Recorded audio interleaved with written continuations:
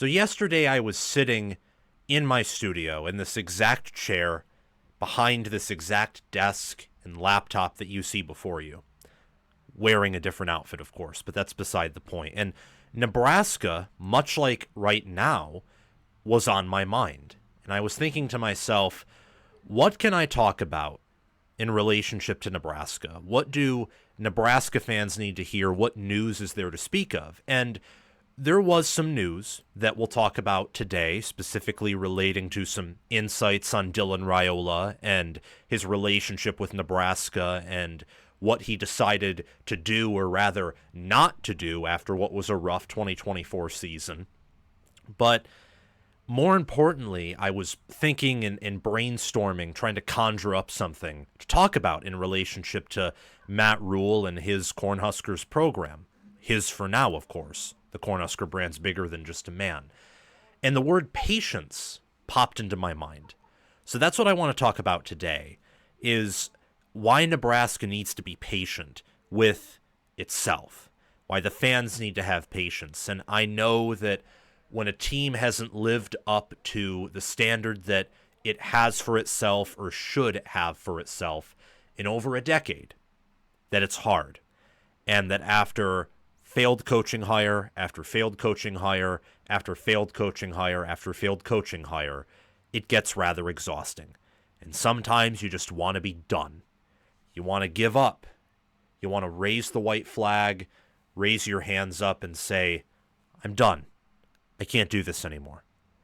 And I get that, and I understand that, and I empathize with that. And I'm going to tell you today why that would be a mistake to do right now, and why Matt Rhule needs time, why this year could be the breakthrough year, but even if it isn't, as long as there is improvement, Nebraska's heading in the right direction, and talk to you about why I think there are plenty of signs for optimism for Nebraska and what those signs are. Make sure, if you haven't already, to like the video and hit the notification bell after subscribing to the channel. Hit the big red subscribe button, and after that, you have the option to hit the notification bell. Please turn, if you can, I understand if you have a lot of channels you're subscribed to, hitting all notifications can sometimes be excessive, but if you can do that, please do, so you can get notified when I release a new video. We release daily content here on College Football with Sam.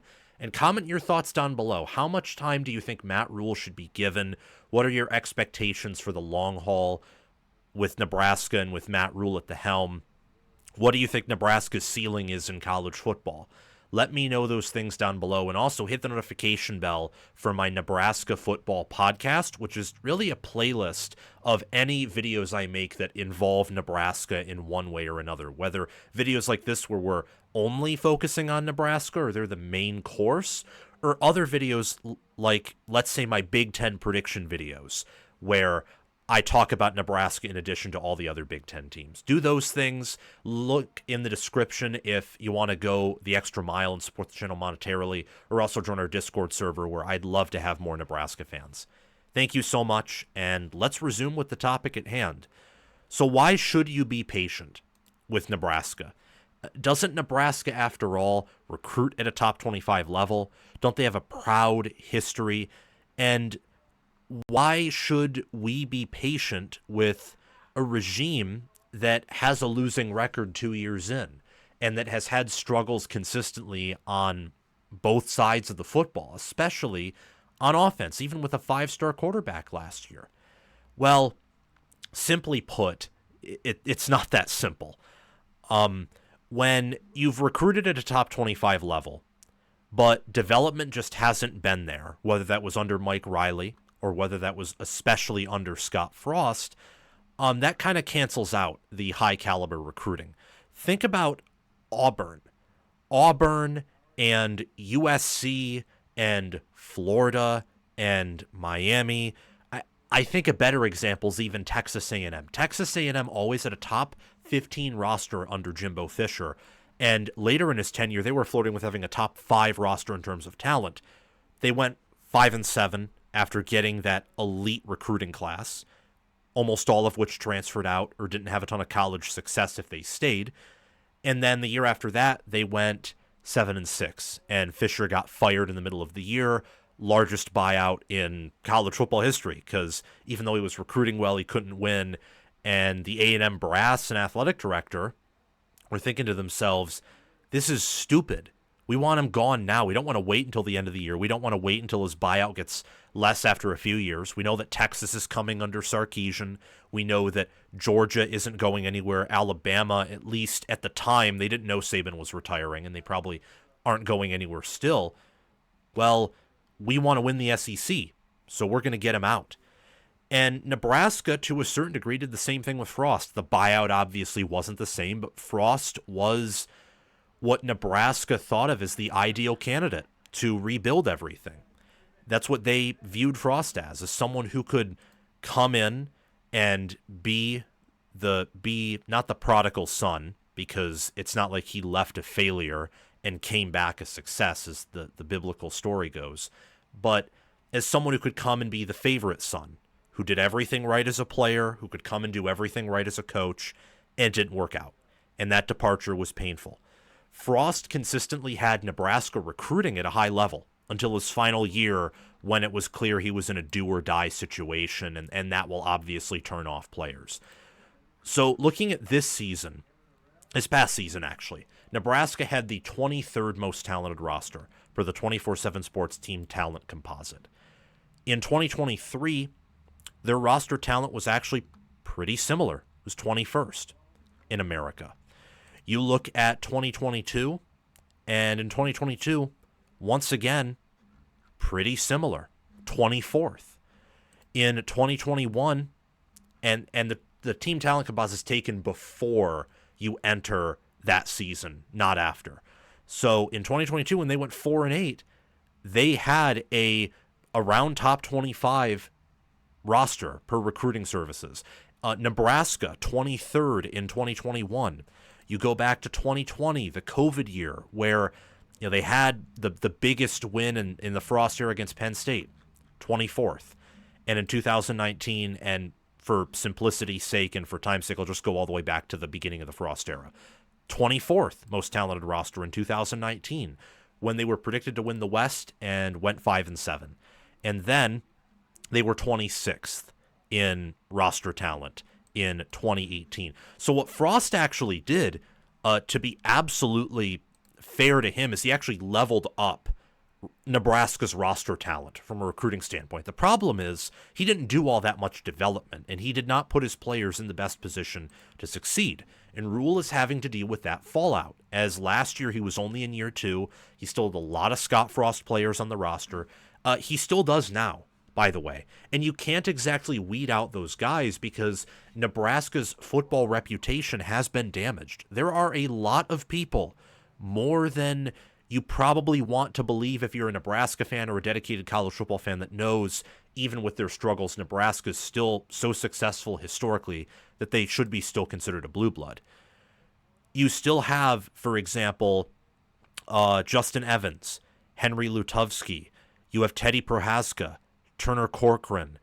You have, entering this year, Sam Sledge and Gunnar Kotula would be only developed by Rhule, but Frost's staff was at least involved with them. You look at Elijah Judy. You look at Javin Wright, redshirt senior. He's a Frost recruit. I know that Malcolm Hartzog Jr., Frost recruit. Marquise Buford Jr. is as well. A lot of these players were weeded out. And by weeded out, I don't mean they needed to leave. I meant some of them needed to leave. Others just ran out of eligibility. Some went to the NFL, though very few got drafted.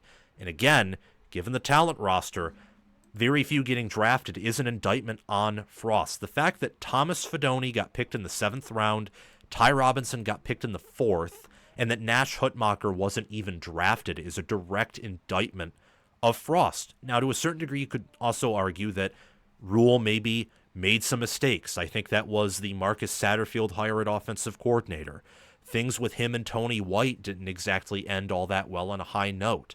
And White's defense, I think, last year was, to some of my viewers' credit, exposed a bit. Some viewers pointed out to me before 2024 that the reason the defense may have looked so good in 23 is they played in one of the least productive Big Ten Wests ever in terms of offense. Iowa that year was one of the worst offenses in America.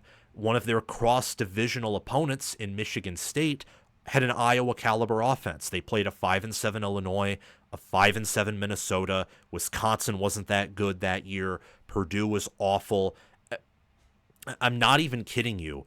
The best offense in the West, almost said America that year. I guess you could say America's, the Big Ten West, in a very sarcastic, cynical sense, could be considered America's football division at some point, with just how inept it was and how fun it was to watch if you really were a fan of college football and really desperate to watch football as well.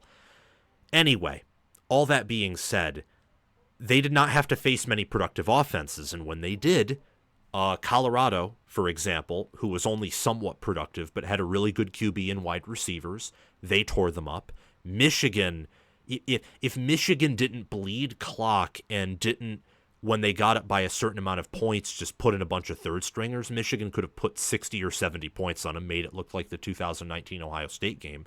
And no one else they played all year really had a competent offense. So the defense, in truth, wasn't tested all that much. And then you come into 2024, they play Ohio State.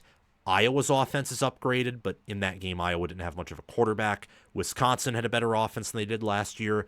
UCLA had a competent QB. Indiana had a wickedly efficient offense. They did well against Colorado, but Illinois had a better offense, and you saw how that went.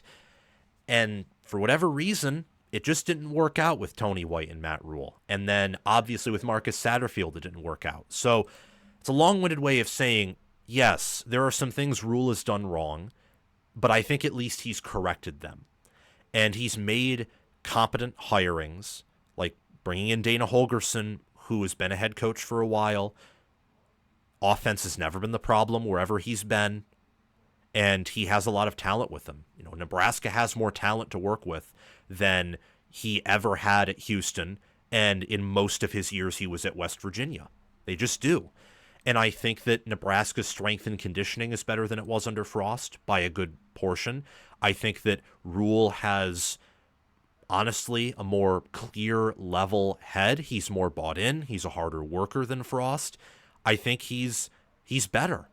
And the reason you have to give Nebraska time and be patient is the fact that a hard worker, a hard recruiter, a great culture guy, someone who was able to keep Dylan Raiola at Nebraska when I would suspect almost everyone in America outside of very few programs were trying to entice him to come to their school. Like Penn State probably wouldn't with Aller. And you got to think as well that, you know, Michigan with Underwood coming in and maybe Ohio State with Julian Sayin, like maybe those two also wouldn't have with their high caliber athletes at quarterback. Same with Texas. But what about Georgia?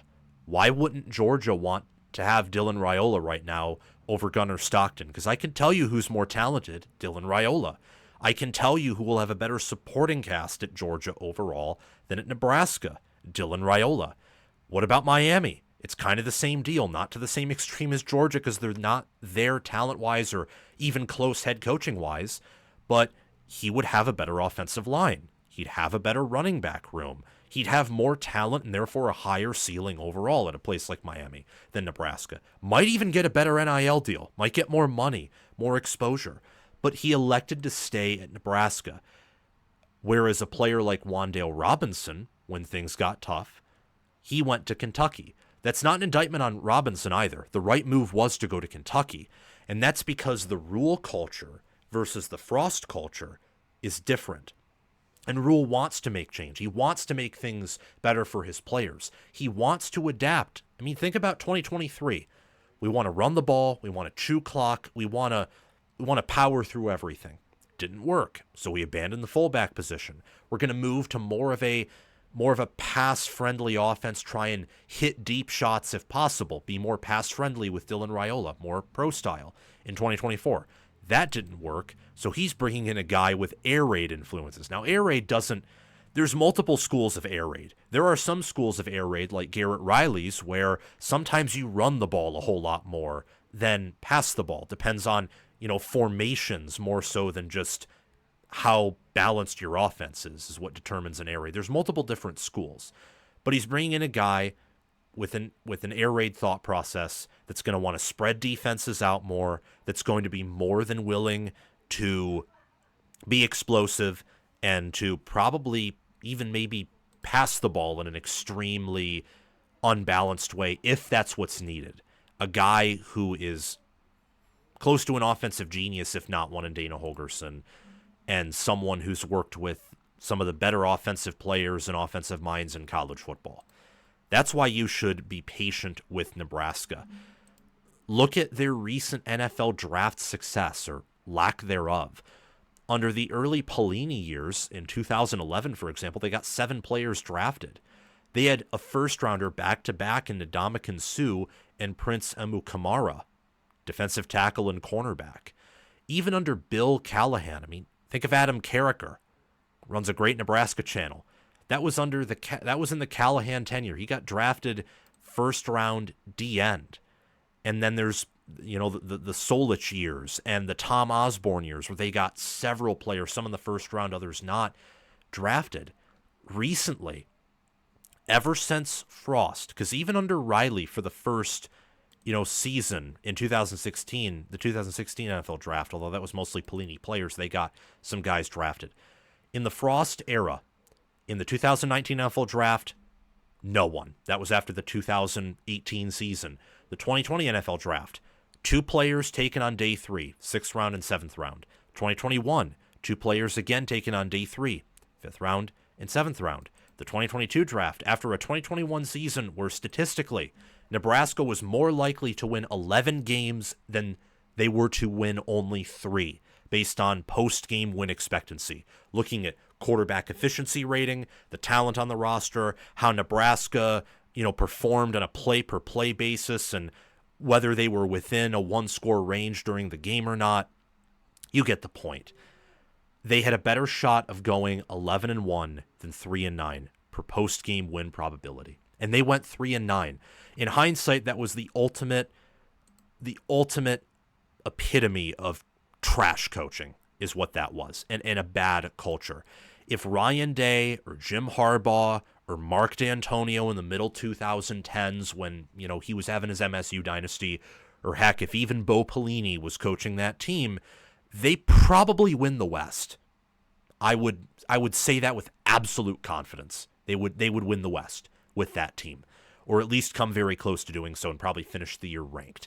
Instead, they go 3-9. They lose Cam Jurgens to the Eagles. Jurgens got picked in the 2nd round, went to a Pro Bowl, freak athlete. But at Nebraska, he had a share of struggles. Why? Because the coaching and development was not there. Cam Taylor-Britt got picked in the 2nd round, and then Samori Toure got picked in the 7th. For how good that team was, they had a guy like Garrett Nelson who left after a good 2021 year. He went undrafted. In 2023, the NFL draft then only had 2 players taken in the 6th rounds. And then in the 2025 NFL draft, because in the 2024 draft, Nebraska had no one taken after the 2023 season, in the 2025 NFL draft, only Ty Robinson and Thomas Fidone were drafted. So I say that to say it has not been good, the development and the coaching in recent memory.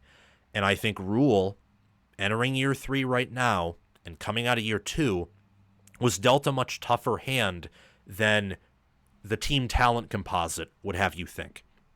A viewer pointed out to me on my video talking about Nebraska and Iowa and how Nebraska needs to get over the Iowa hump, and this is the year to do it.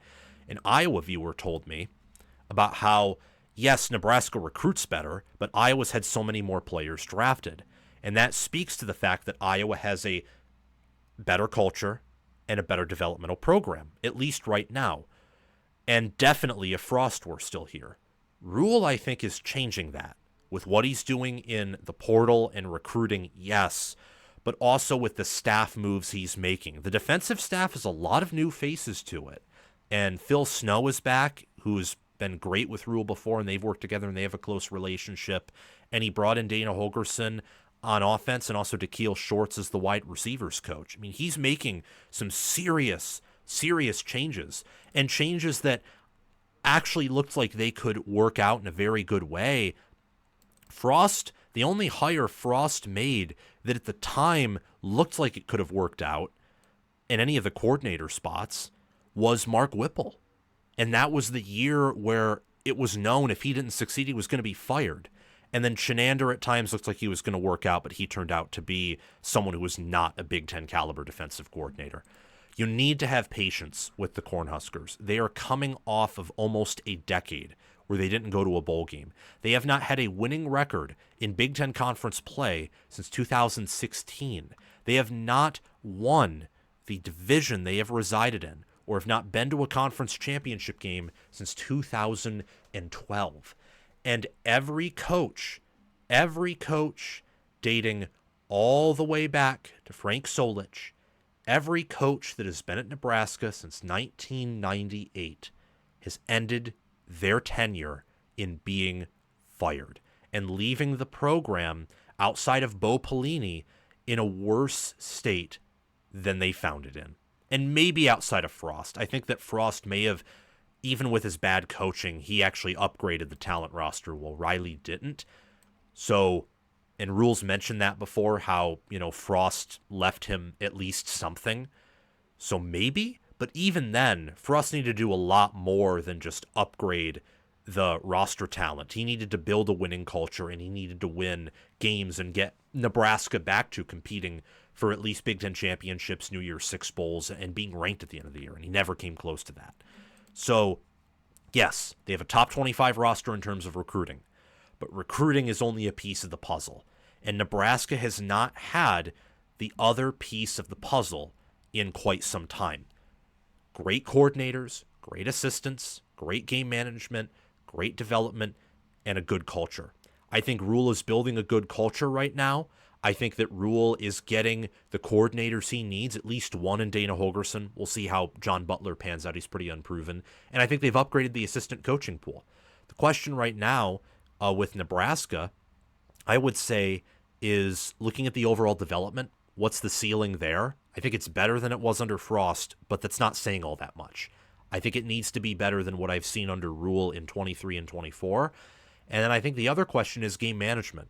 Rhule is much better than Frost in almost everything, but I look at game management and I think there are definitely holes there for Rhule in relationship to managing games. It's not Frost bad, it's not Billy Napier bad, but there are some areas where I think, like against Purdue last year, where they tried to kick field goals over and over and over again when it wasn't working, and that almost cost Nebraska the game. If Purdue wasn't one of the most inept power teams of the 21st century, it probably would have cost them a game. And then you're looking at 5-7 instead of 6-6. And then against Illinois, when it's 4th and short, using a backup kicker for a somewhat long field goal for a backup, why not go for it? I think you get the point. And there are other moments too where, in hindsight, especially, hindsight's 2020 though, so I won't bring Rhule there, but even in the moment, you think, wow, that was not a good decision. So that's why patience needs to be given to Nebraska, is the recruiting. It's always been there at a top 25 level. I think there's a chance Rhule could level it up. A top 25 class is not much different compared to like a top 30 or even top 40 class. Where you really begin to see a difference with recruiting, I think, is your top 15 and occasionally top 20 classes. So if Nebraska can get there, that would be huge. But still, top 25 roster doesn't hurt at all. I think the development has improved. I think that the game management certainly has improved. The culture has improved. If it didn't, the team wouldn't have come out on fire against Wisconsin to earn that win, and they wouldn't have hung on against Boston College in the bowl game. That winning season was huge. And more importantly, he's making the right decisions with coordinator hires, bringing in Holgorsen, keeping him there, and then also bringing in some better assistants, like the Chiefs' assistant D-line coach, Da'Keel Shorts at wide receiver, bringing in Phil Snow, at this point a mentor of his, and a former coworker, and now a current coworker again, to help him out and John Butler out on the defense. They are 12-13 under the first 2 years of the Rhule era, and 6-12 in conference, but he did not inherit what the recruiting services would tell you he did. It was always going to be a long rebuild, and being in the Big Ten Conference, which is way tougher than the Big 12 Conference Rhule was in the last time he was in college football, and the American Conference he was in when he was the head coach at Temple, it might take longer than 3 years. It might take 4. It might take 5. Heck, Nebraska may not win 10 games until it may be much longer down the line, but as long as you see them improving and they're no longer struggling to go bowling, but maybe they're back where they were record-wise under Pelini, but you're in a much tougher conference, that's massive progress, and that's something to get excited for. And I think Nebraska's upside is still there. So patience will pay off. I promise you. You just have to hold on, keep some faith, and don't rush Rhule out before you rushed Frost out. Like, at least give him the same time frame, because he's already shown more in 2 years than Frost ever showed in his 5 years with the Cornhuskers, or technically 4.5. Thank you so much for watching. I'll see you guys around very soon. Have a great day, and happy Father's Day.